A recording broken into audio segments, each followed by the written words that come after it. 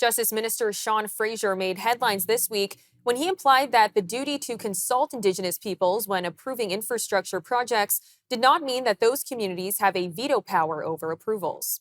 Government understand the declaration on the rights of Indigenous people to have free, prior, informed consent over all these projects?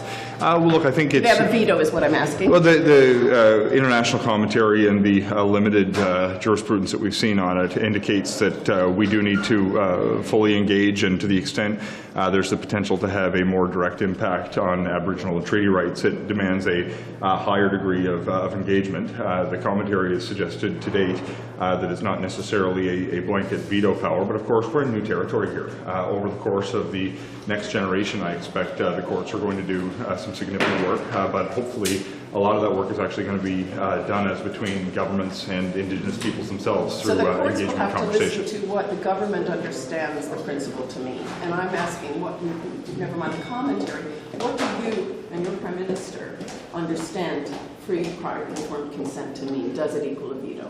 In most circumstances, I think it demands a very deep level of engagement and understanding of the rights that may be impacted, and to the extent that those rights can be accommodated, we should make every effort to.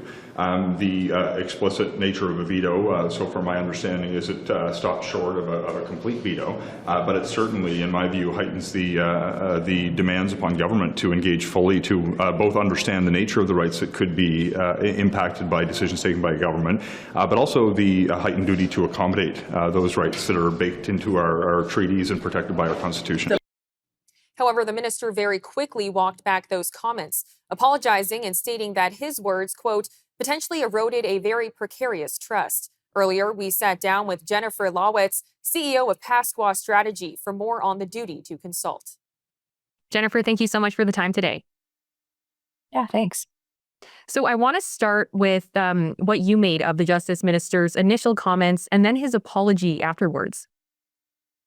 You know, this seems to be a reoccurring theme, especially with politicians, is that they say one thing in a broad spectrum. You know, the flowery language from government is always there.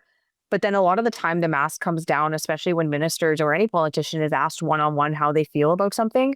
That's kind of where we get the real tell about, you know, the state of their opinion on Indigenous issues and all of those different things. And I think right now we're kind of just seeing what the truth might be behind some of our federal elected ministers and their opinions. Now, many Canadians might not truly understand what exactly the duty of consult means. Can you walk us through what it is and what it's supposed to mean in practice? Oh, that's tricky because duty to consult is going to mean something different for everybody and essentially something different for every nation as well. Consultation really at the end of the day is, you know, the act of consulting with the original rights holders of the land in Canada, and that is First Nations, and we are protected under Section 35. But the issue is that it's not just consultation that's important. There's another big word that's missing, and that is consent. And you know, it's like I said, it's going to differ nation to nation, but right now nations are actively asserting their jurisdiction over their own lands and their rights, and consultation and consent are incredibly important. But in order to properly define, nations need to actually be actively working on their duty to consult protocols. So what consultation means to them, what they map out as their traditional territories, and the protocols that they expect to see when being consulted with. And has Canada historically done a good job at including Indigenous voices in the decision-making processes and major projects? No. I don't think there's ever been a government that's been, you know, respectful or fully understanding of the role that they play in government when it comes to consultation. But one of the issues is that we have major organizations in Canada that are essentially lobbying groups and organizations on behalf of First Nations, FSIN, AFN.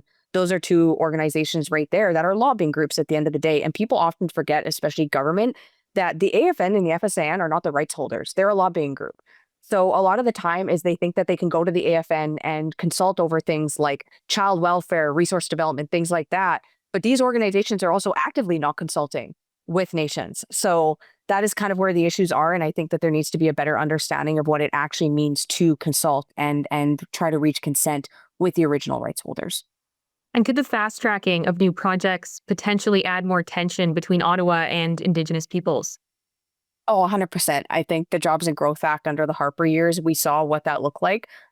Just to clarify, I am not against resource development in any capacity. I've seen the benefits that resource development has brought to our communities and our people. I married someone that worked in the northern mines for over a decade, but at the same time, our nations need to understand what resource development looks like for our rights, for our lands, for the environment, and for our people, and also be active stakeholders in those projects should they come. Because a lot of people think that it's just land defenders that are getting in the way, and that's not it at all. And I applaud anybody that advocates for anything to do with our traditional territories and the protection of our environments.